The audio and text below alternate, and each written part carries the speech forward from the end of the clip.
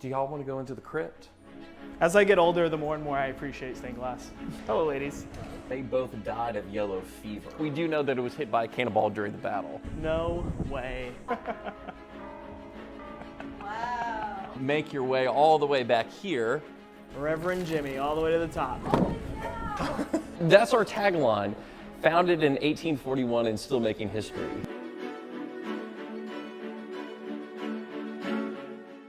Hello, and welcome to Galveston Unscripted. Today, I find myself walking around the absolutely gorgeous Trinity Episcopal Church. Founded in 1841, here on 22nd Street in between Church Street and Ball. Now, Trinity is absolutely stunning and is actually home to two National Historic Landmarks. One of them being Eaton Memorial Hall right here at the south side of the Trinity campus. Dedicated and built in 1882 in memory of the first Reverend for Trinity Church here in Galveston, Reverend Benjamin Eaton. I wish we had time to tour both of these wonderful buildings. We only had time to tour one. Today, we're going to be touring the main structure of the church, built in 1857. Reverend Jimmy Abbott is going to take us through this church and give us a tour, talk about a little bit of its history and how it survived the perils of epidemics, fires, and floods over the past century and a half. And a huge thank you to this video sponsor, the oldest newspaper in Texas, The Daily News, bringing you the news since 1842. Go out and support your local newspaper, The Daily News. Without further ado, let's hop right into this tour with Reverend Jimmy Abbott, touring the main structure of Trinity Episcopal Church. The church, founded in 1841, this building here, erected in 1857. You can really tell the brick line here is different because when they raised the grade in 1925, they put in the newer brick underneath. Mm-hmm. And y'all know how the grade raising was done, that there were guys who had dug under the church with jacks and were jacking the church up while another guy banged a drum so that it would all go up at the same time and not crack the church. An amazing story. Wow.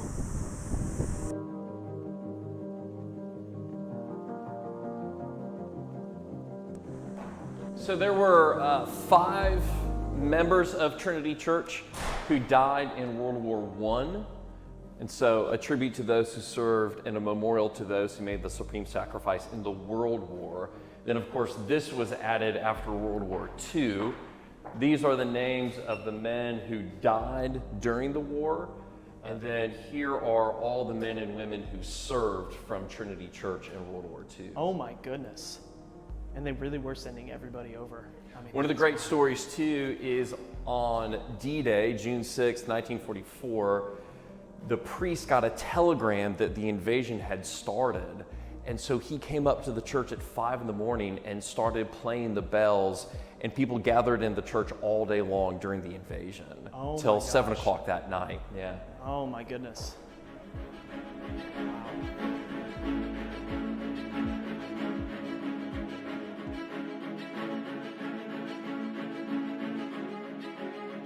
Absolutely beautiful. So Trinity as a church was founded in 1841 by the Reverend Benjamin Eaton. He came as a foreign missionary from the Episcopal Church and came to Galveston. They built a church in 1842 and it was blown away by a hurricane in 1843. So this is the new church. It was built in 1857. During the Great Storm of 1900, this entire wall collapsed during the storm surge.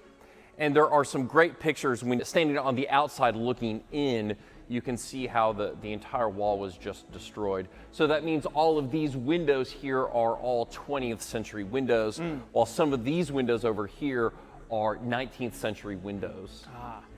This one right here with the angel playing the harp was installed in 1886, one of our oldest windows.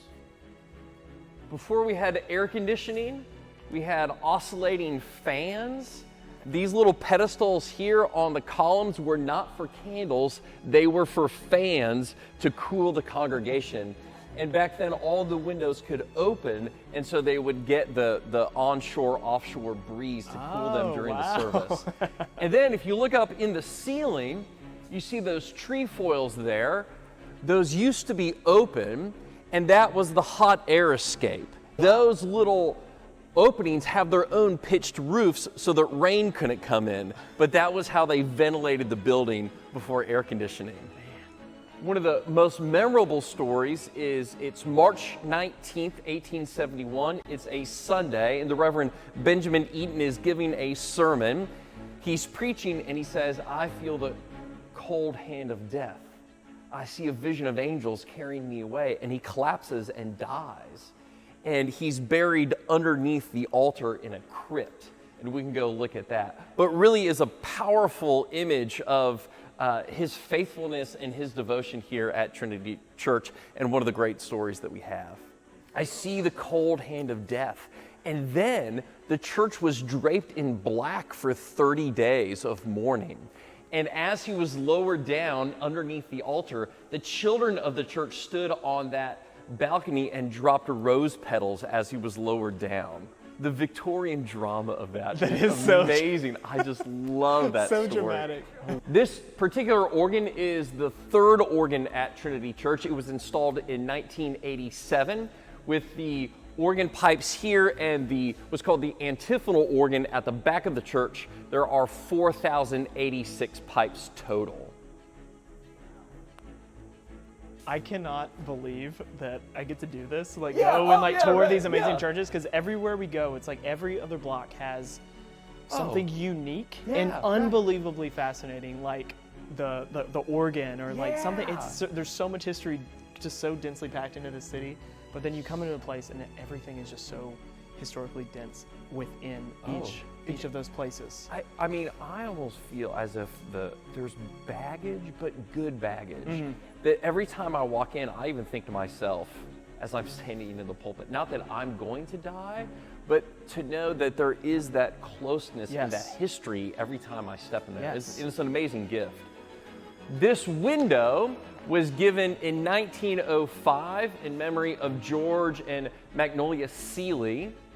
During Hurricane Ike in 2008, the area around Jesus, his legs, his kneecaps, his shins, all of that was blown out during the hurricane. An amazing story, they took the shards of glass, made it into jewelry, sold the jewelry, and now that money continues to go to other disaster-affected areas around the world. It's a real sign of resurrection, of upcycling, and of charity for the rest of the world. And we'll go back there. There are 5 windows in the bell tower, plus the chime of bells, were all given by Jenny Seeley in memory of John Seeley. Mm-hmm.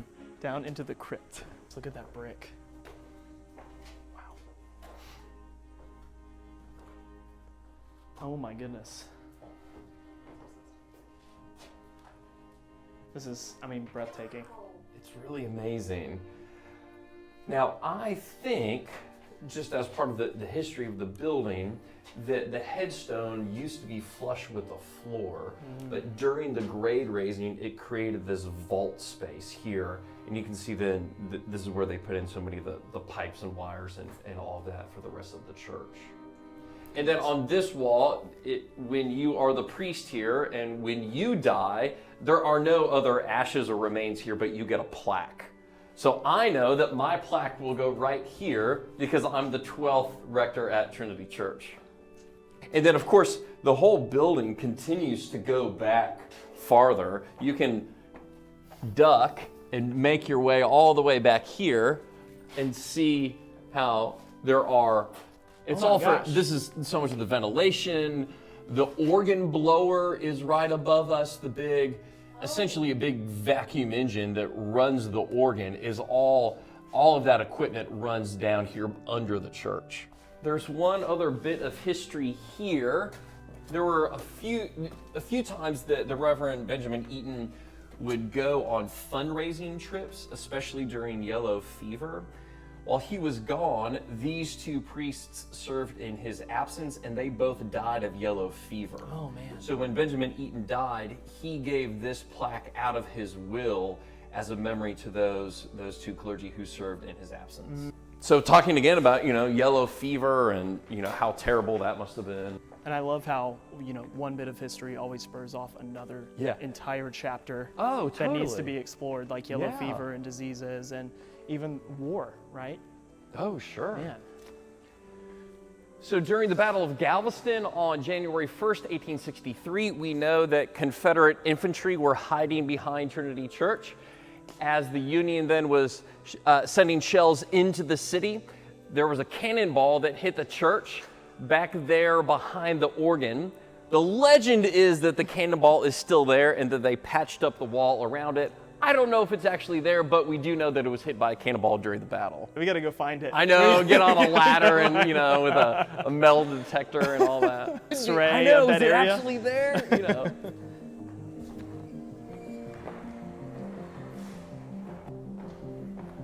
So we've been below, now we have to go above. Oh, yes. So again, it's interesting having these layers of history. So many layers. And I'm sure you are still learning things all the time, right? Yeah, so I just learned that window we were talking about installed in 1886, given in memory of Miss Bessie Hayden. The Bishop of Texas was here to confirm her when she was 15 years old, and she died at the end of the service. Oh my gosh. Yeah. Whoa. And then these windows here were all given by Jenny Seeley in memory of John Seeley. These 3 windows here are called a triptych, and they depict 9 scenes from the life of Jesus. Over here you have Moses and 4 prophets, and over here is Jesus with the 4 gospels. To give you an idea of how steep this is, there's Lisa coming up the stairs. No way. No way. Wow. These were all dedicated on Easter 1929. They're still played by hand at a small console downstairs in the church at noon and 5 on weekdays. It's also played on for weddings, funerals, Sunday services, and all of that. I'm sure we would blow our eardrums if they started right now. Yeah, can you imagine? It's also just a great view of Galveston in general. Right? I mean, it would be a really great lookout point. For instance, you were talking about the Battle of Galveston. Sure, yeah. This would have been one of the tallest buildings, and without those buildings over that way, you would have a really good view of the port. Of course, the tour doesn't stop there. Reverend Jimmy, all the way to the top. People are going to make fun of me and be like, you don't know how to climb a ladder, JR. I didn't realize you were taller than the telephone building there, or the Scottish Rite, Yep. or most of these buildings down here. Yep. I had no idea. And it really is the past, present, and future of Galveston all together. You see our history, then you see the cruise ships and the port. You can see UTMB and the pleasure pier. It really is this whole vista up here that you see it all. You can see Moody Gardens way out in the distance. And of course, so there's the courthouse, and this used to be where Ball High was. And it used to be called Central Park. And so we have these interesting old pictures, like looking at Trinity Church through these trees. It's like, what? Yeah. And you can see from here then, those openings that I was talking about with the trefoils, how they have their own pitched roof. So it was a way, again, to let the hot air escape without the water coming in. It's 100 degrees outside, but I could probably spend all day up here, to be honest with you. I know, I've never brought my binoculars up here, but it would be so cool to see it all up close. Going down's a different animal. Yeah, going down is a little dicey. Are these old iron? Old metal? Yes. Now, we know that the wood is in good shape. It needs a paint job. Some of the structural support does need some work. The heaviest one is 3,000 pounds. Oh my gosh. That is nuts. The wood is original, 1929. Oh my Lord. And this is the plane mechanism here. So there's a small console up at the very front that has an electrical system that runs a circuit up here. And when you press a key, it tells the clapper in each bell to chime. Yeah. Wow. This stained glass window here, this is the Trinity window. You can get a better perspective from the other side. Legend is it's the oldest stained glass in Texas, up here in the elements. And what we know about some of the windows downstairs that were made during World War II, it's actually subpar lead because of lead rationing. And so that some of the lead now is sagging because they were building plant. Oh planes and Yeah, that tanks makes and sense. bullets. So how old would that stained glass be? We think 1840s. Stained glass is just, as I get older, the more and more I appreciate stained glass. Like birding, stained Yeah. glass. Climbing to bell towers in historic churches. You know, that's what I do. And that's all the sort of mechanics and circuitry for the organ. That's a big blower right there. All the white pipes are air for the organ.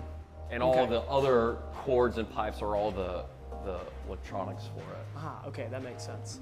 Because you might wonder, you might come into the church and see these white pipes. You're going like, why do they have Yeah, plumbing right. running everywhere? Yeah, Well, no, right. they're for the organ, Uh-huh. blowing air, tons of air. Tons of air, Tons of air. to make, especially those trumpets. When those trumpets play, it just sounds amazing. Oh, I see. Oh, look at that.